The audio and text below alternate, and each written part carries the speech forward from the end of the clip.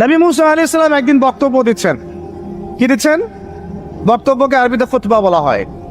তো একজন দাঁড়িয়ে বললেন, বনু ইসরাইলদের একজন, হে ইয়া মুসা, আপনি তো চমৎকার একটা বক্তব্য দিয়েছেন, আপনার চেয়ে কোনো জ্ঞানী মানুষ কি পৃথিবীতে এখন আছে?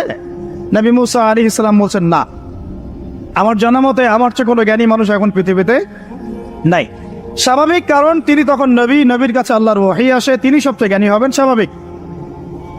আল্লাহ রাব্বুল আলামিন বললেন, মুসা, তোমার চাইতেও জ্ঞানী আমার এক বান্দা আছে। বলেন সুবহানাল্লাহ। নবী মুসা আলাইহিস সালাম যখনই শুনতে পারলেন যে আমার চেয়েও জ্ঞানী একজন বান্দা আছেন, তিনি বললেন যে আমি তার সাথে দেখা করতে চাই, আমি তার সাথে দেখা করতে চাই। যুবকরা শোনেন, জ্ঞানী মানুষের সন্ধান পাওয়ার পরে নবী মুসা নবী হয়েও দূর দূরান্ত সফর করেছেন ওই জ্ঞানী মানুষের সাথে সাক্ষাৎ করার জন্য। তো আপনারা রেডিমেড ইসলাম চান, আপনারা ফেসবুক শরীফে ইসলাম চান, ইউটিউব শরীফে ইসলাম চান, কিন্তু সফর করে, কষ্ট করে, পরিশ্রম করে আলেম ওলামা পর্যন্ত পৌঁছাতে চান না। 3 ঘন্টা বক্তব্য শুনতে রাজি আছেন, কিন্তু আপনারা 3 ঘন্টা কোরআন তেলাওয়াত করতে চান না। তো নবী মুসা আলাইহিস সালাম কি বলেছিলেন? জ্ঞানী মানুষ, তাই তো? তো যখন আল্লাহ পাক বললেন যে না, আমার আরেকজন বান্দা আছে, তিনি জ্ঞানী মানুষ, তখন তিনি বললেন যে আমি তার সাথে কি করতে চাই? সাক্ষাৎ করতে চাই।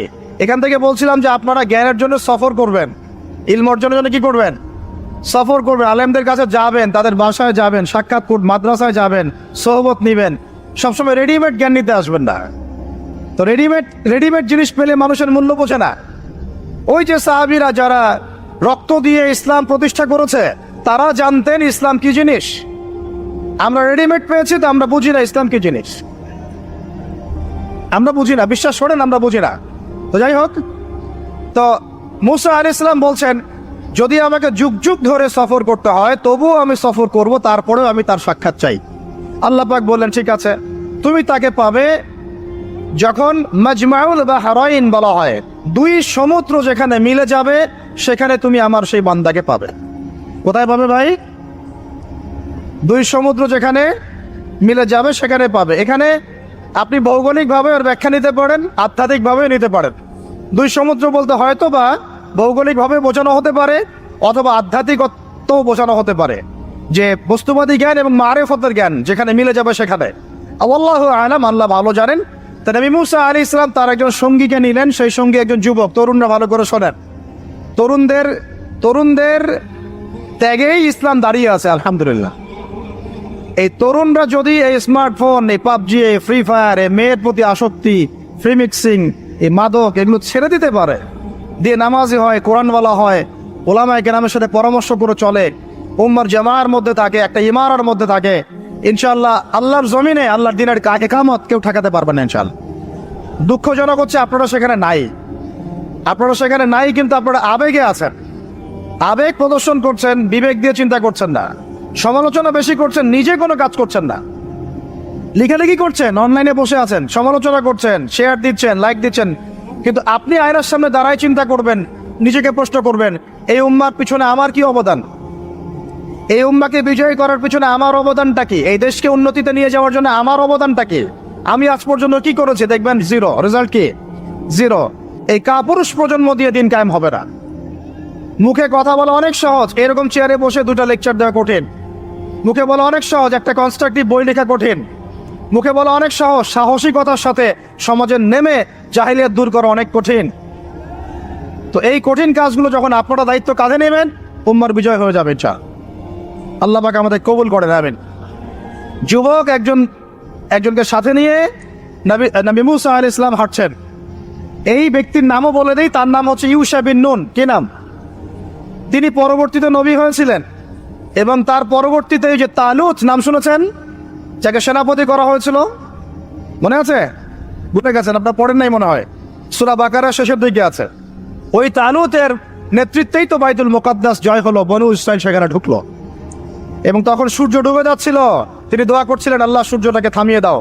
আল্লাহ পাক বাইতুল মুকাদ্দাস বিজয়ের স্বার্থে সূর্যকে থামিয়ে দিলেন। সুবহানাল্লাহ। মহাবিশ্বে সূর্যের ঘূর্ণন থেমেছে একবার, মহাবিশ্বে সূর্যের ঘূর্ণন আল্লাহ থামিয়ে দিয়েছেন। কোরআন সাক্ষী আছে, হাদিস সাক্ষী আছে। আবার অচিরেই নবী সাল্লাল্লাহু আলাইহি ওয়াসাল্লাম বলেছেন, দাজ্জাল যখন আসবে, ওর শাসন যখন শুরু হবে, 40 দিনের প্রথম দিনটা হবে 1 বছরের সমান। এখন 1 বছরের সমান একদিন কিভাবে হতে পারে এটা আপনারা ভাববেন, যারা অ্যাস্ট্রোফিজিক্স পড়েন, যারা ফিজিক্স নিয়ে পড়েন, যারা অ্যাস্ট্রোনমি নিয়ে ঘাটাঘাটি করেন, আপনারা এটা তদন্ত করে দেখেন কিভাবে একটা বছর একদিনের সমান হতে পারে, একদিন 1 বছর সমান কেমন করে হতে পারে। তারপরের দিন হবে 1 মাসের সমান, তারপরের দিন হবে 1 সপ্তাহের সমান, তারপরের দিনগুলো হবে আমাদের দিনের মতো। তার মানে মহাবিশ্বে কিছু একটা হতে পারে, আল্লাহ ভালো জানেন। তো ওইদিকে আমরা যাচ্ছি না। এখন নবী মুসা আলাইহিস সালাম হাঁটতে শুরু করলেন। চলতে চলতে চলতে তিনি ওই মাজমাউল বাহরাইনের কাছে পৌঁছে গেলেন। আল্লাহর পক্ষ থেকে নির্দেশ ছিল, তোমার থলির মধ্যে একটা মাছ নাও, যেই মাছটা যখন লাফ দিয়ে জীবিত হয়ে যাবে এবং সমুদ্রে লাফ দিয়ে ফেলবে তখনই তুমি তার দেখা পাবে। একটা মৃত মাছ তিনি নিলেন, হাঁটা শুরু করলেন। যোজন যোজন দূর চলতেই থাকলেন, হাঁটতেই থাকলেন। এক পর্যায়ে একটা পাথরের হেলান দিয়ে রেস্ট নিচ্ছেন, বিশ্রাম করছেন। বিশ্রাম করতে গিয়ে তিনি তার সঙ্গীকে বলছেন, আচ্ছা যে নাস্তা নিয়ে আসছিলাম সেটা নিয়ে আসো দেখি। তখন তিনি বলছেন, আমি তো আপনাকে বলতে ভুলে গিয়েছি, ওই মাছ তো জীবিত হয়ে চলে গেছে সমুদ্রের মধ্যে। তখন মুসা আলাইহিস সালাম বললেন, আরে আমাকে এতদিন বলোনি কেন, এতক্ষণ বলো নাই কেন? ওইটাই তো সেই জায়গা যেখানে আমি তাকে পাবো। তারা আবার ব্যাক করলেন, সেই জায়গায় দেখলেন পাথরের উপরে সেই আল্লাহর বান্দা বসে আছে। তার নাম খিদির আলাইহিস সালাম। খিদির শব্দের অর্থ শ্যামল। খিদির মানে শ্যামল। হাদিসে আসছে তিনি যেখানে যেতেন মৃত জায়গার উপরে বসলে সেই জায়গা সবুজ হয়ে যেত। সুবহান। তো খিদির মানে শ্যামল, সবুজ আলাইহিস সালাম। এখন তিনি পাথরের উপরে বসে আছেন। নবী মুসা আলাইহিস সালাম গিয়ে সালাম দিলেন, বললেন আসসালামু আলাইকুম ওয়া রাহমাতুল্লাহ। তখন তিনি বলছেন, ওয়ালাইকুম আসসালাম ওয়া রাহমাতুল্লাহি ওয়া বারাকাতুহু। তো মুসা আলাইহিস সালাম বলছেন, আমি মুসা। তখন খিদির আলাইহিস সালাম বলছেন, তুমি কি বনু ইসরাইলের মুসা?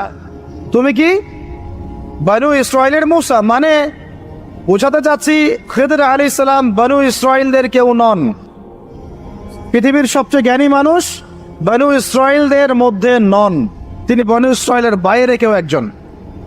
তাই এখনকার যে স্টেট অফ ইসরায়েল দাবি করে যে তারা হচ্ছে ইহুদি এবং তারা বনু ইসরাইল, তারাই পৃথিবীর সবচেয়ে এলিট সোসাইটি, বাকি সবাই তেলাপোকা, ওদের এই দলিল, এই কথার উল্টা দিকে কোরআন কথা বলেছে যে খিদির বনু ইসরাইলের কেউ ছিল না। তো পৃথিবীর সবচেয়ে সেরা মানুষ, জ্ঞানী মানুষকে খুঁজতে হলে নবী মুহাম্মদ সাল্লাল্লাহু আলাইহি ওয়াসাল্লামের উম্মতে আসতে হবে। কথা বুঝতে পারছেন? পরতে পরতে দলিল আছে, একটু ঠান্ডা মাথায় গভীরভাবে ভাবার চেষ্টা করতে হবে। তো এখন খিদির আলাইহিস সালামকে নবী মুসা আলাইহিস সালাম বলছেন যে, হাল আদুল্লুকা আলা আন তুআল্লিমানি মিম্মা উল্লিমতা রুশদা। আমি শুনেছি আল্লাহ আমাকে বলেছেন যে আপনি পৃথিবীর সবচেয়ে জ্ঞানী মানুষ, তাহলে আমি কি আপনার সাথে সঙ্গী হতে পারি, সফর করতে পারি, যে আপনাকে আল্লাহ পাক যে জ্ঞান শিক্ষা দিয়েছেন আপনি আমাকেও শেখাবেন? এটা হলো স্টুডেন্টের একটা আর্তনাদ।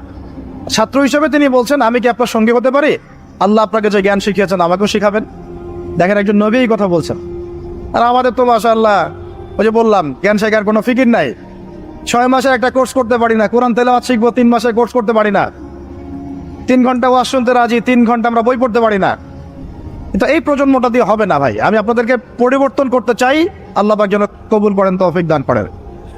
এখন খিদির আলাইহিস সালাম বলছেন, ইন্নাকা লান তাস্তাতিআ মাইয়া সাবরা। টিচারের কি কথা, কি দূরদর্শিতা! টিচার বলছেন যে তুমি তো আমার সাথে সবর করতে পারবে না।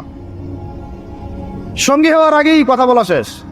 আপনি এসে আমাকে বলছেন, ভাই আপনার সাথে কি সফর করতে পারি, একটু এলেম শেখাবেন, আর আমি বলছি আপনি তো সবর করতে পারবেন না। তো কি পরিমাণ জ্ঞান, গভীরতা, দূরদর্শিতা থাকলে, ভবিষ্যৎ সম্পর্কে দূরদর্শিতা থাকলে তিনি আগেই বলতে পারেন যে আপনি সবর করতে পারবেন না। ক্লাসে আপনি পড়িয়েছেন মনে করেন 100 জন বাচ্চাকে, শেষে আপনি বললেন যে অমুক আব্দুর রহমান সে ফার্স্ট হতে পারে, এবং আব্দুর রহিম তুমি ভালো স্টুডেন্ট না, তুমি দুষ্টামি করো, পড়াশোনা করো না, তুমি ফার্স্ট হতে পারবে না, লাস্ট হবা তুমি। রেজাল্টের দিন দেখা গেল সত্যি সত্যি আব্দুর রহমান ফার্স্ট হয়েছে, আব্দুর রহিম লাস্ট হয়েছে। তার মানে কি টিচার গায়েবের খবর জানে? এটা কি তার হিকমা, তার প্রজ্ঞা, তার বাসিরা, তার অভিজ্ঞতা? আল্লাহ পাক তাকে সেই জ্ঞানটা দিয়েছিলেন। মুসা আলাইহিস সালামকে মুখের উপর বলে দিলেন যে তুমি তো আমার সাথে সবর করতে পারবে না। মুসা আলাইহিস সালাম বলছেন, সাতাজিদুনি ইনশাআল্লাহু সাবিরান ওয়ালা আ'সি লাকা আমরা। ইনশাআল্লাহ আপনি আমাকে ধৈর্যশীল পাবেন এবং আমি আপনার কাজে কোনো বিঘ্ন সৃষ্টি করব না। তখন তিনি বলছেন, ঠিক আছে, যদি তুমি আমার সাথে যেতেই চাও তাহলে ফালা তাসআলনি আন শাই, আমার সাথে চলতে গেলে কোনো প্রশ্ন করা যাবে না। কেমন টিচার! টিচার দেখেন, আমার সাথে চলো, জ্ঞান অর্জন করতে চাও করো, কোনো প্রশ্ন করতে পারবে না। একটা হাদিসেও আসছে, একটা কম ধ্বংস হয় যখন নবীদেরকে অতিরিক্ত প্রশ্ন করে, এটা কেন, ওইটা কেন, ওইটা কেন, বেশি প্রশ্ন করতে হয় না, অতিরিক্ত প্রশ্ন করতে হয় না। তো যাই হোক, সফর শুরু হলো। ফানতালাকা, তারা হাঁটা শুরু করলেন। হাত্তা ইযা রাকিবা ফিস সাফিনাতি খারাকাহা, চলতে চলতে একটা নদী আসলো। তো এই নদীর পার হয়ে আরেক জায়গায় যেতে হবে, কিন্তু এটা পার হওয়ার জন্য তাদের কাছে অর্থ নাই। এক নৌকার মাঝি, সে বিনামূল্যে এটাকে পার করার জন্য প্রস্তাব দিল, ঠিক আছে বিনামূল্যে পার করে দেব। সেই নৌকায় করে তারা যখন যাচ্ছেন, যেতে যেতে তীরে পৌঁছার আগেই সেই নৌকার তলদেশটা খেদির আলাইহিস সালাম ফুটা করে দিলেন। নেন এখন, এই কাজটা দেখে কি ভালো মনে হচ্ছে না খারাপ? আমি আপনার গাড়িতে করে ধরেন যাচ্ছি, গাড়িটা যখন আপনি আমার বাসা পর্যন্ত পৌঁছে দিবেন, তার আগে নামলাম, নাইমা আপনার টায়ার চেকটা পাস্ট করে দিলাম, আপনি আমাকে কি বলবেন? কিছু বলবেন না, ফেসবুকে গিয়ে স্ট্যাটাস দিবেন অথবা লাইভে আসতে পারেন, তাই না? এই আর কি। তো নবী মুসা আলাইহিস সালাম রিঅ্যাক্ট করলেন যে লাকাদ জি'তা শাইআন ইমরা, আপনি তো একটা অন্যায় কাজ করলেন মনে হচ্ছে। এটা কেন করলেন? যারা আমাদেরকে বিনামূল্যে বিনা পারিশ্রমিকে পার করে দিল, আপনি ওই নৌকা ফুটা করে ফেললেন। তখন খিদর আলাইহিস সালাম বললেন যে আমি তো তোমাকে বলেছি, আলাম আকুল লাক, আমি কি তোমাকে বলি নাই ইন্নাকা লান তাসতাতি'আ মা'ইয়া সাবরা, তুমি আমার সাথে সবর করতে পারবে না? মুসা আলাইহিস সালাম বলছেন যে ঠিক আছে, আমি যে ভুলে গিয়েছি এজন্য আমাকে পাকড়াও করেন না, আমি যে ভুলে গিয়েছি কথাটা, এজন্য আমাকে পাকড়াও করেন, একটা চান্স দেন আমাকে। তো ঠিক আছে চলো আবার। ফানতালাকা, আবার তারা চলা শুরু করলেন। হাত্তা ইযা লাকিয়া গুলামান ফাকাতালাহ, এবার একটা ছোট্ট বালকের সাথে দেখা হলো। এই 8 বছর 10 বছর বয়স হবে, এই গোলাম বালকের সাথে দেখা হলো। ফাকাতালাহু, এবার খিদর আলাইহিস সালাম তাকে হত্যা করলেন। এটা বাচ্চাকে, এটা কেমন হলো? নৌকা ফুটা করার চেয়ে বেশি ভারী না হালকা? আরো ভারী। মুসা আলাইহিস সালাম বলছেন লাকাদ জি'তা শাইআন নুকরা, আপনি তো এবার জঘন্য একটা কাজ করলেন, আপনি তো পুরো একটা নিষ্পাপ বাচ্চাকে হত্যা করে ফেললেন। তারপরে বললেন যে এরপর যদি আরেকটা প্রশ্ন করো তাহলে তোমার সাথে আমার আর চলা হবে না, লাস্ট চান্স। ঠিক আছে চলেন। এবার চলতে চলতে ফানতালাকা হাত্তা ইযা আতায়া আহলা ক্বরিয়াতিন ইসতাতআমা আহলাহা ফাআবাউ আন ইউদাইফুহুমা, কোরআনে আসছে একটা করিয়া মানে একটা গ্রামের মধ্যে তারা ঢুকলেন। সেই গ্রামে ঢুকে মেহমানদারি চাইলেন, নাস্তা পানি চাইলেন আর কি। তো তারা মেহমানদারি করলো না, দূর করে তাড়িয়ে দিল। অনেকটা আমাদের ওই কলকাতার দাদাবাবুদের মতো। আর জিজ্ঞাসা করো যে খেয়ে আসছেন না খেয়ে যাবেন, এটা আমাদের আস্তে আস্তে আমাদের মধ্যে ছড়ায় পড়তেছে আর কি। মেহমান আসলে বিরক্ত হয়, কবে যাবে সেই ফিকির করে। তো এরা মেহমানদারি করলো না, উল্টা তাকে তাড়িয়ে দিল। তো যাই হোক, এখন মুসা আলাইহিস সালাম বলছেন যে এখানে একটা ঘটনা ঘটেছে। খিদর আলাইহিস সালাম দেখলেন যে বাড়ি থেকে তাদেরকে তাড়িয়ে দেওয়া হলো, মেহমানদারি করা হলো না, ওই বাড়ির একটা দেয়াল ধসে পড়ে গেছে, ওই বাড়ির একটা দেয়াল ধসে পড়ে গেছে। তখন তিনি সেটাকে নিজের হাতে আবার নির্মাণ করে দিলেন। সুবহানাল্লাহ। এইটা দেখে মুসা আলাইহিস সালাম বললেন যে আপনি তো চাইলে কিছু আজর নিতে পারতেন, আপনি যে এত কষ্ট করে এটা নির্মাণ করে দিলেন, আপনি তো চাইলে একটু টাকা পয়সা নিতে পারতেন। ওরা মেহমানদারি করলো না, ওইটা দিয়ে হয়তো আমরা কি করতে পারতাম, নাস্তা পানি করতে পারতাম। তখন তিনি বলেন হাদা ফিরাকু বাইনি ওয়া বাইনাক, এই হলো তোমার আমার ফেরাক, পার্থক্য শেষ, তোমার সাথে আমার চলা আর হলো না। আমাদের নবী সাল্লাল্লাহু আলাইহি ওয়াসাল্লাম বলেছিলেন যে যদি সেদিন মুসা আলাইহিস সালাম এই প্রশ্নগুলো বারবার না করতেন তাহলে আরো অনেক জ্ঞান শেখা যেত। সুবহানাল্লাহ। তখন তিনি বলছেন ঠিক আছে, হাদা ফিরাকু বাইনি ওয়া বাইনাক সাউনাব্বিউকা বিতাউইল মা লাম তাসতাতি আলাইহি সাবরা, তবে যাওয়ার আগে আমি তোমাকে জানিয়ে দিব এই 3টা ক্ষেত্রে মূল ঘটনা কি ছিল যে বিষয়ে তুমি সবর করতে পারো নাই। আম্মা সাফিনা, ওই যে সাফিনা বা নৌকা, আম্মা সাফিনাতু ফাকানা লিমাসাকিন ইয়ামালুনা ফিল বাহর, ওই যে সাফিনা বা নৌকাটা ওইটা ছিল মিসকিনদের, মিসকিন মানে বলা হয় কি হতদরিদ্র মানুষ, জেলে টাইপের, যাদের কিছু নাই, নৌকায় মানে সমুদ্রে মাছ ধরে ধরে খায়, এরকম কিছু মানুষের ওই সাফিনা বা নৌকাটা ছিল। এবং ওদের পিছনে ছিল একটা মালিক, মালিক মানে এখানে জলদস্যু। যদি ওই সাফিনা বা নৌকাটা আমি ছিদ্র না করতাম, ওই জলদস্যুরা এটা ভালো অবস্থায় পেলে ছিনতাই করে হাইজ্যাক করে নিয়ে যেত। আমি যেহেতু ফুটা করে দিয়েছি, এই জন্য এটা ত্রুটিযুক্ত এই নৌকাটা তারা আর নিবে না। তোমার কাছে বাইরের চোখ দিয়ে মনে হয়েছে যে আমি একটা অন্যায় করেছি, আসলে আমি তাদের উপকারী করেছি। বলেন সুবহানাল্লাহ। বুঝাতে পারছি বাইরের চোখ ভিতরের চোখ কি জিনিস? আচ্ছা, তারপরে ওয়াম্মাল গুলাম, এটা কি ভাই হাফেজ কে আছে এখানে? ওয়াম্মাল গুলামু ফাকানা আবওয়াহু মুমিনাইন ফাখাশিনা আন ইউরহিকাহুমা তুগয়ানা ওয়া কুফরা। সুবহানাল্লাহ। এটা আমাদের এই যে শাহবাগী প্রজন্মের জন্য একটা প্রযোজ্য আর কি। কেন বলছি শুনেন ভালো করে। এবার ইনি বলছেন যে ওই যে বাচ্চাটাকে আমি হত্যা করেছি, এই বাচ্চাটা যদি বড় হতো, সে নিজে তো কাফের হতোই, বড় কাফের, এর পিতা মাতাদেরকেও পর্যন্ত কুফরির মধ্যে নিয়ে আসতো। মানে একটা কাফের প্রজন্ম তো তৈরি করতোই, বরং এই কাফের মানুষকে কাফের করার জন্য নাস্তিক মুরতাদ বানানোর মিশন নিয়ে মাঠে নামতো। মেলে না? ওই জন্য আমি ছোটবেলায় এদেরকে হত্যা করে দিয়েছি, যাতে বড় হয়ে কাজটা করতে না পারে। কথা বুঝতে পারছেন? আর তিনি বলছেন আমি এটা নিজের ইচ্ছায় করি নাই, ওমা ফাআলতু আন আমরি, আমি এটা নিজের ইচ্ছায় করি নাই, এটা আল্লাহ পাকের আদেশ ছিল। বলি সুবহানাল্লাহ। আর ওয়াম্মাল জিদার ফাকানা লিগুলামাইন ইয়াতীমাইন ফিল মাদিনা ওয়া কানা তাহতাহু কানজুন লাহুমা। সুবহানাল্লাহ। আর 3 নাম্বার তিনি বলছেন আর ওই যে দেয়ালটা আমি নির্মাণ করেছি, এই দেয়ালটা ছিল ওই বাড়ির 2 এতিম বালকের। সুবহানাল্লাহ। ওয়া কানা আবুহুমা সালিহা, তাদের বাবা ছিল সৎ। আর ওই দেয়ালের নিচে তাদের বাবা মায়ের রেখে যাওয়া পৈতৃক সম্পত্তি খাজানা ছিল। যদি দেয়াল নির্মাণ না করতাম, মানুষ সেই খাজানা নিয়ে চলে যেত। দেয়াল নির্মাণ করেছি, ওরা যখন বড় হবে তখন ওই খাজানা তারা অটোমেটিকলি পেয়ে যাবে। তো 3টা ক্ষেত্রেই হে মূসা তুমি সবর করতে পারো নাই, তোমার কাছে মনে হয়েছে যে আমি অন্যায় করছি, কিন্তু আসলে এই প্রত্যেকটা ক্ষেত্রে আমি সঠিক ছিলাম, তুমি ভুল ছিল।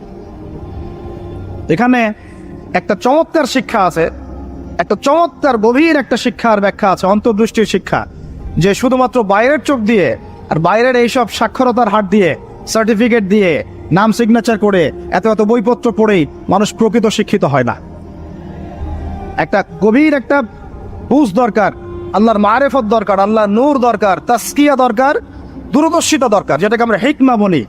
ওয়ামা ইউতাল হিকমা ফাকাদ উতিয়া খায়রান কাসীরা। আল্লাহ বলেছেন যাকে হিকমা এবং প্রজ্ঞা দেওয়া হয়েছে তাকে অনেক প্রচুর কল্যাণ দিয়ে দেওয়া হয়েছে। এখানে দেখেন একজন নবী হয়েও তিনি বুঝতে পারেন নাই এই 3টা ঘটনার পিছনের কারণ কি, অথচ খিদর আলাইহিস সালামকে আল্লাহ পাক এমন জ্ঞান দিয়েছিলেন যেই জ্ঞান দিয়ে তিনি ব্যাখ্যা করলেন যে পিছনের কারণ কি ছিল। এখন এই ঘটনাটা আপনার আমার জন্য শিক্ষাটা কি, এই যুগের সাথে কি সম্পর্ক? আমি বলেছি সূরা কাহফ আপনাকে দাজ্জাল থেকে বাঁচাবে। আমি বলেছি সূরা কাহফ সেই সূরা যা আপনার অন্তর্দৃষ্টি, ভিতরের চোখ খুলে দিবে, আপনার কলবে নূর নিয়ে আসবে। আপনি এমন কিছু দেখবেন, বুঝবেন, শুনবেন যা সবাই বুঝতে পারছে না, সবাই শুনতে পারছে না, সবাই দেখতে পারছে না। এখন বাইরের চোখ দিয়ে আপনি দেখছেন পুরো বিশ্ব মুসলমানদের, কোটি কোটি মুসলমান, একদম 60টা 70টা 100টা রাষ্ট্র, কত মিলিটারি বাহিনী, কত আমাদের প্রযুক্তি, কত পুলিশ, কত র্যাব, কত আমাদের পলিটিশিয়ান দিয়ে ভর্তি। আদতে ভিতরের চোখ দিয়ে দেখলে আপনি দেখবেন পুরো বিশ্বের এই লক্ষ কোটি মুসলমান আজকে জাতিসংঘের হাতে বন্দী হয়ে গেছে। ও যদি বলে ডানে যাও, মুসলমানরা ডানে যায়, যদি বলে বামে যাও, মুসলমানরা বামে যায়, কিছুই করার নাই। এটা ভিতরের চোখ দিয়ে আমরা দেখছি, ভিতরের চোখ দিয়ে।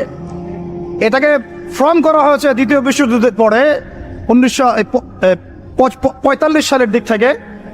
এটার এজেন্ডাই ছিল একটা, যে পুরো বিশ্বের কাফেরদেরকে ঐক্যবদ্ধ করা এবং সারা বিশ্বের মুসলিমদেরকে নির্যাতন করা। প্রত্যেকটা জায়গায় মুসলিমরা যেখানে নির্যাতিত হয়েছে এর পিছনে এদের একদম স্পষ্ট ভূমিকা ছিল। এখন পর্যন্ত যদি আগামীকাল আপনি শোনেন যে গাজার মধ্যে 1000 শিশুকে হত্যা করা হয়েছে, তবুও এরা ঐক্যবদ্ধভাবে মাজলুমদের পক্ষে কোনো অবস্থান নিবে না। এরা বরং ওই জালেমদের পক্ষে অবস্থান নেবে এবং বলবে আমরা আমাদের বন্ধুদের সাথে আছি। এটা হচ্ছে আসল চরিত্র, যেটা আপনি বাইরের চোখ দিয়ে বুঝতে পারছেন না, কিন্তু আপনি খিদির হলে বুঝতে পারতেন আসল ঘটনা কি। আমার কথা কি বুঝতে পারছেন? তাহলে এটা বাইরের চোখ দিয়ে দেখলে আপনি বিশ্ব রাজনীতিতে বুঝবেন যা হচ্ছে এগুলো মুসলমানদের কল্যাণের স্বার্থে হচ্ছে না, বরং আমাদের স্বার্থকে জলাঞ্জলি দিয়ে ওরা ওদের স্বার্থ প্রতিষ্ঠা করছে। আল্লাহ পাক এই জালেমদের থেকে আমাদেরকে হেফাজত করেন। এইটা হচ্ছে মূল তাগুতি শক্তি, পুরো বিশ্বের মূল তাগুত, মূল কুফর, মূল শিরকের গোড়াই হচ্ছে এটা। বিশ্বাস করেন ইমামুল মাহদী যখন আসবেন এবং ঈসা ইবনে মারইয়াম যখন আসবেন, ইনশাআল্লাহু তাআলা এই গোড়ার তাগুতি শক্তির কোনো অস্তিত্ব এই পৃথিবীতে থাকবে না ইনশাআল্লাহ। আমরা এটাও জানি 80টা পতাকা একত্রিত হবে। কতটা? 80টা পতাকা একত্রিত হয়ে মুসলমানদের বিরুদ্ধে তারা যুদ্ধ করবে। ইতিহাসের ছাত্র কেউ থাকলে আমার সামনে দাঁড়ায় বলেন তো, যে এই পুরো বিশ্বের ইতিহাসে কোনোদিনও 80টা ফ্ল্যাগ একত্রিত হয়ে মুসলমানদের বিরুদ্ধে লড়েছে? হয়েছে এই ঘটনা কখনো? তার মানে হয় বর্তমানে হবে অথবা ভবিষ্যতে হবে। আর আপনাকে যদি জিজ্ঞাসা করি এটা কাদের দ্বারা সম্ভব, পুরো বিশ্বের 80টা ফ্ল্যাগকে একত্রিত করা কাদের দ্বারা সম্ভব? আপনার বিচক্ষণতা থাকলে, খিদির যদি আপনি হয়ে থাকেন, আপনি বুঝতে পারবেন কাদের দ্বারা সম্ভব। এখন এটা হলো জিওপলিটিক্যাল অবস্থা। তবে ওইখানে যে ওদের মধ্যে সবাই এক তা নয়, ওদের মধ্যেও দুটো ভাগ আছে। এক শ্রেণীর নাসারা আছে যারা মুসলমানদের কাছাকাছি থাকবে, যারা দেখবেন মুসলমানদের পক্ষে অবস্থান নেবে। আর এক শ্রেণীর নাসারা থাকবে যারা মুসলমানদের সরাসরি শত্রুতা করবে। এই বিষয়ে আল্লাহ পাক সূরা মাইদার মধ্যে স্পষ্ট বলেছেন, ইয়া আইয়ুহাল্লাযীনা আমানু, হে মুমিনগণ, লা তাত্তাখিযুল ইয়াহুদা ওয়ান নাসারা আউলিয়া, তোমরা ইহুদি এবং নাসারাদেরকে বন্ধুরূপে গ্রহণ করো না। কে বলেছেন? কে বলেছেন? এখন আপনি কি আল্লাহর দিকে তেড়ে আসবেন? আপনি কি আল্লাহর দিকে তেড়ে আসবেন?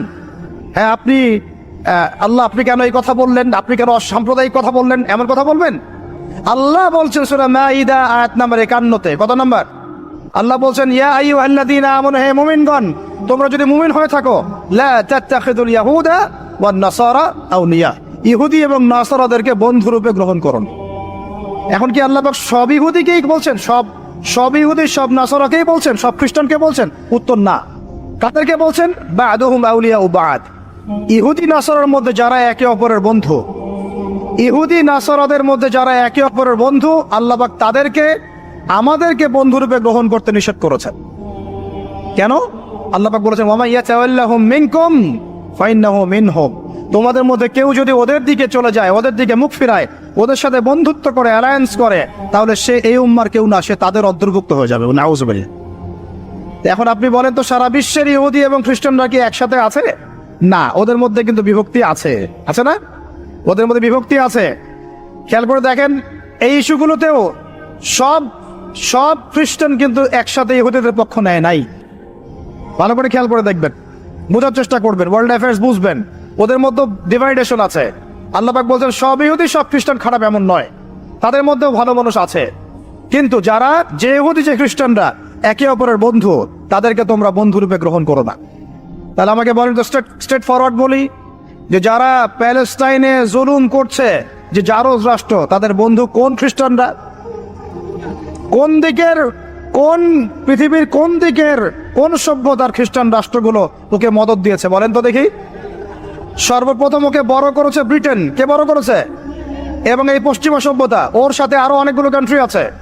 তারপরে দ্বিতীয় বিশ্বযুদ্ধের পর 1914 সালে যখন অটোম্যানদেরকে পরাজিত করা হয়েছে, তখন ব্রিটেন ইহুদিদেরকে ঢুকিয়েছে জেরুজালেমে। তারপরে পেলে বড় করেছে। তারপর যখন ওরা একটু শক্তিশালী হয়ে গেছে, তখন ব্রিটেনের রোল শেষ। দ্বিতীয় বিশ্বযুদ্ধের পর সে দায়িত্ব চাপিয়ে দিয়েছে আমেরিকার হাতে। এরপরে সে এই জারজ রাষ্ট্রটাকে আস্তে আস্তে বড় করতে করতে ওই শিশু থেকে একদম ঘোড়সাওয়ারের ঘোড়ায় পরিণত করেছে, আরো শক্তিশালী করেছে। এবং বিগত 1945 থেকে এই 2024 পর্যন্ত, এখন পর্যন্ত প্রত্যক্ষ মদত দিয়ে সে তাকে বিশ্বের রুলিং স্টেট বানিয়েছে। এখন সে বিশ্বের মুসলমানদেরকে বলে, ওঠো, মুসলমানরা ওঠে, বসতে বললে বসে। বাস্তবতা এটা না যে আপনার অনেক মসজিদ আছে, অনেক মাদ্রাসা আছে, অনেক মুসলমান, আপনারা যুব সমাজের একদম বিস্ফোরণ, একজন বক্তা আসছে, একদম আল কোরআনের আলো ঘরে ঘরে জ্বালো। আদতে এগুলোর কোনো মূল্য হচ্ছে না। আদতে এগুলো দিয়ে সারা বিশ্ব দিন প্রতিষ্ঠা হচ্ছে না। কারণ বিশ্বের বাস্তবতা আমরা বুঝতে পারি নাই। বিশ্বের বাস্তবতা বুঝতে হলে খিজির হতে হবে। বিশ্বের বাস্তবতা এইটাই যে ওরা এখন এত শক্তিশালী একটা অবস্থায় গিয়েছে, ওখান থেকে আমাদেরকে তারা কন্ট্রোল করা শুরু করেছে বিগত প্রায় 100 বছর থেকে। কত বছর থেকে? এগুলো আমাদের হুঁশই নাই। আমরা মনে করি মাশাআল্লাহ আমি 5 ওয়াক্ত নামাজ পড়ি, কাম খালাস, আমি যাকাত দিয়েছি, কাম খালাস, আমি একদম পর্দা করি, মাশাআল্লাহ সব কাম খালাস, আমি একটা মসজিদ করেছি, বাস কাম খালাস, আমি মাশাআল্লাহ একটা মাদ্রাসা চালাই, বাস দিন কায়েম হয়ে গেছে। No, not at all. Question কালেও না। যতদিন পর্যন্ত মুসলমানরা আবার সেই ওমর ইবনে খাত্তাবের শাসন কায়েম করতে পারে নাই, এই বিশ্বে মুসলমানরা স্বাধীন নয়। আমরা এখনো স্বাধীনতা অর্জন করতে পারি নাই। আমরা সেদিন স্বাধীনতা অর্জন করতে পারবো যেই দিন বাইতুল মুকাদ্দাস আমাদের হাতে হবে ইনশাআল্লাহ। ওই দিন আমরা 10 গুণ মূল্য আদায় করবো ইনশাআল্লাহ। এই যে আমাদের এক একটা ভাই, এক একটা বোন, এক একটা আমাদের শিশু, এদের এক একটা রক্তের, মাজলুমদের রক্তে 10 গুণ চড়া মূল্য আদায় করবো ইনশাআল্লাহ। আল্লাহ নবী সেটা বলেছেন যে ইহুদিদের বিপক্ষে কথা বলবে পাথর এবং গাছ, পাথর এবং গাছ পর্যন্ত, হাত্তা ইয়াকুলু শাজার ওয়াল হাজার, এমনকি গাছ এবং পাথর কথা বলা শুরু করবে। ইয়া মুসলিম, হে মুসলিম সৈন্য, ইন্না ওয়ারাইল ইয়াহুদ, আমার পিছনে ইহুদি সৈন্য দাঁড়িয়ে আছে, তাল ফাকতুলহু, আসো একে হত্যা করে যাও। এই দৃশ্য দেখার জন্য এখনো এই সভ্যতা বাকি আছে ইনশাআল্লাহ।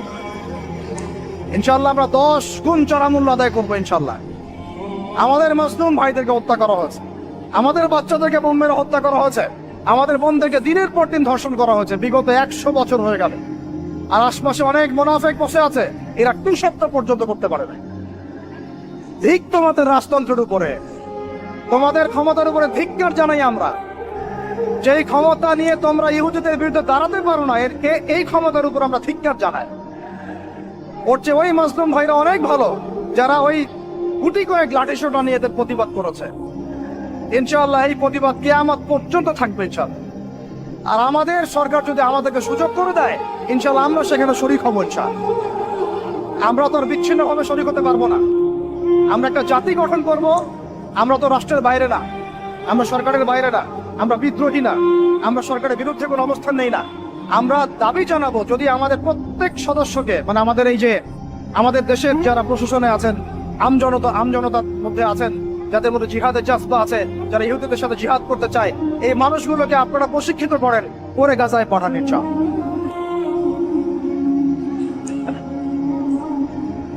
আমি এখানে গরম গরম বক্তব্য দিতে আসি নাই। এখানে গরম গরম বক্তব্য দিয়ে আপনাদের উত্তেজিত করা আমাদের উদ্দেশ্য না। উদ্দেশ্য হচ্ছে বিশ্বের প্রেক্ষাপটটা বোঝানো। এই বিশ্বে আমরা স্বাধীন হতে এখনো পারি নাই।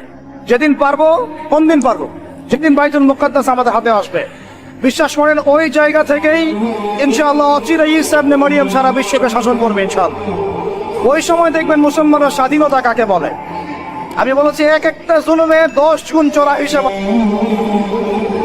এটা হবেই, আমরা পারি আর না পারি, আমরা দেশে থাকি আর না থাকি, আপনারা থাকেন আর না থাকেন, আমাদের বাচ্চারা থাকুক আর না থাকুক, একটা প্রজন্ম আল্লাহ পাক নিয়ে আসবে, একটা প্রজন্ম আল্লাহ পাক নিয়ে আসবেন। আমি বলছি ওই প্রজন্ম টিকটক প্রজন্ম না, ওই প্রজন্ম এইসব মানে সেলফি শোনাও নাইওয়াস প্রজন্ম না। ওই প্রজন্ম এরকম না যে নামাজ পড়ে না, কোরআন তেলাওয়াত পড়ে না। ওই প্রজন্ম এমন না দাওয়াতের মেহনত তাই, ওই প্রজন্মের জিহাদের কোনো জজবা নাই, ওই প্রজন্মের মধ্যে ইসলামের সাথে এই কোনো জ্ঞান নাই, ওলামায়ে কেরামের কোনো সহবত নাই, দিন প্রতিষ্ঠানের কোনো ফিকির নাই। এমন প্রজন্মের কোনো প্রয়োজন নাই আমাদের। আমাদের এমন প্রজন্মের দরকার যে প্রজন্মের প্রত্যেকটা যুবক ভাই নামাজি, কোরআনওয়ালা, সুন্নতওয়ালা, সুন্নতের পাবন্দ এবং তাহাজ্জুদ গোজার। এক কথায় রাতের বেলা দরবেশ, দিনের বেলার ঘোড়সাওয়ার। এইরকম প্রজন্ম যখন আমরা করতে পারবো, ওই দিন ইনশাআল্লাহ এই মাহফিল বলেন, এই মসজিদ, মাদ্রাসা, এই রাষ্ট্র সব সফল হবে ইনশাআল্লাহ। এখন শুধু বেসিক কাজ করা হচ্ছে। আমাদের মূল গন্তব্য বাইতুল মুকাদ্দাস, ওইটা না আসা পর্যন্ত আমাদের শান্তি নাই, ঘুম নাই। কারণ ওরা আপনাকে ঘুমাতে দিবে না তো। আপনারা কি মনে করেছেন যে ওরা শুধু অতটুকু গাজার অতটুকু জায়গায় চায়? কোশ্চিন কালেও নয় যে আরবরা ওদের বিরুদ্ধে এখন কথা বলতে সাহস পাচ্ছে না, ওই এক একটা আরব রাষ্ট্র দখল করে ছাড়বে দেখে নিয়ে। আমি যদি এটা চাচ্ছি না, দোয়া করি না, কিন্তু ওদের এজেন্ডা এটাই যে পুরো, আমি আখিরুজ্জামানের স্টুডেন্ট, ওদের এজেন্ডা জায়নিজম, পেট্রোডলার থেকে শুরু করে প্যালেস্টাইন ইস্যু নিয়ে আমি আলহামদুলিল্লাহ বিগত 5-7 বছর থেকে পড়াশোনা করেছি। আমি আমার টুপির নিচ থেকে কথা বলছি না। ওদের এজেন্ডা হচ্ছে পুরো হোলি ল্যান্ডটা তারা দখল করতে চায়। হোলি ল্যান্ড কাকে বলে এটাও তো আমরা জানি না। ওরা শুধুমাত্র ওই ওয়েস্টার্ন ব্যাংক আর বাইতুল আকসা, বাইতুল মুকাদ্দাস আর এই গাজার অংশটুকু দখল করতে ওখানে আসে নাই। ওরা এসেছে পুরো হোলি ল্যান্ডটাকে দখল করতে। আমি ওলামা সম্মেলনে বলছিলাম, পুরো হোলি ল্যান্ড তারা দখল করতে এসেছে। হোলি ল্যান্ড মানে মিশরের নীল নদ থেকে শুরু করে ইরাকের ইউফ্রেটিস নদী পর্যন্ত এই পুরো জায়গাটা তারা দখল করতে চায়। কেন চায়? কারণ তারা মনে করে ওই জায়গাটা সৃষ্টিকর্তা তাদেরকে দিয়েছেন। নাউজুবিল্লাহ। তারা মনে করে ওইটা হচ্ছে তাদের মাসিহ আসার জায়গা, এবং ওই জায়গা থেকে তাদের মাসিহ, তথাকথিত মাসিহ মানে মাসিহুদ দাজ্জাল, পুরো বিশ্বকে শাসন করবে এবং তারা তাকে সঙ্গ দিবে।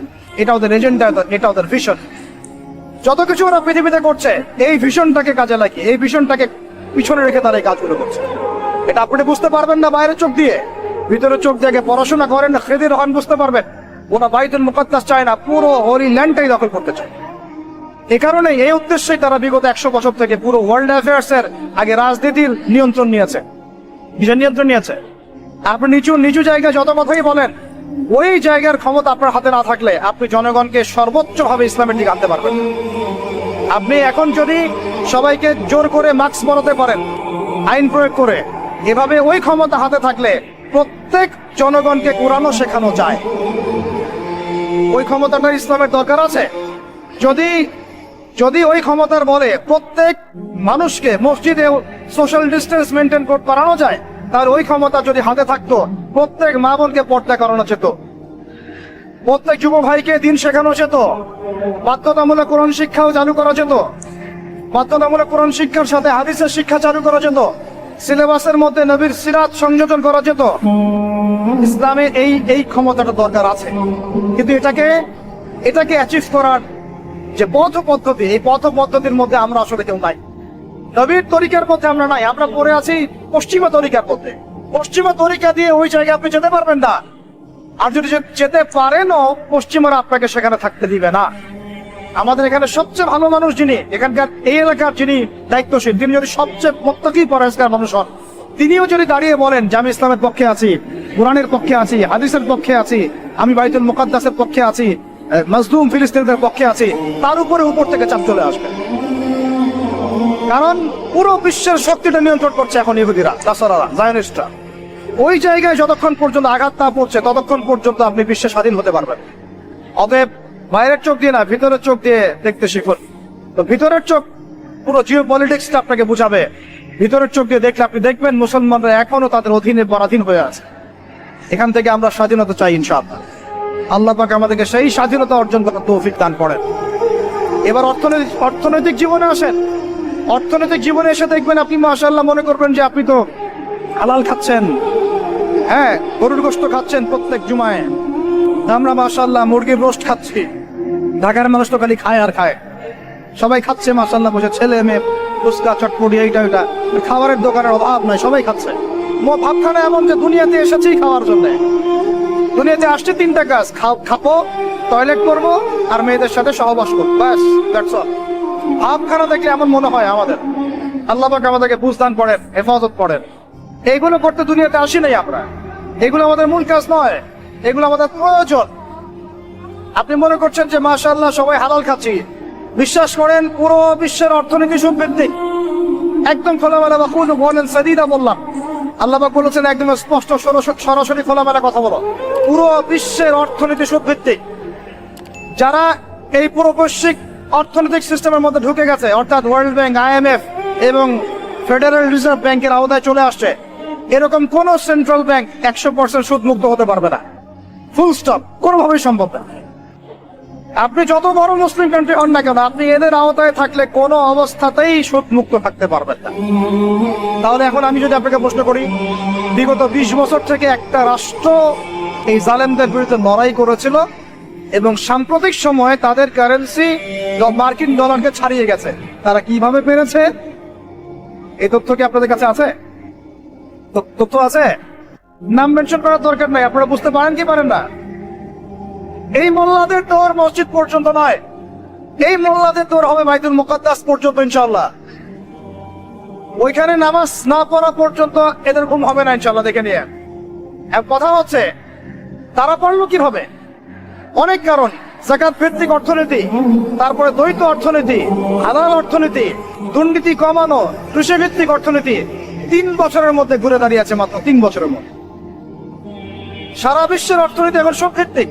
এখান থেকে ঘুরে দাঁড়াতে হলে আমরা অবশ্যই পারবো, কেন পারবো না?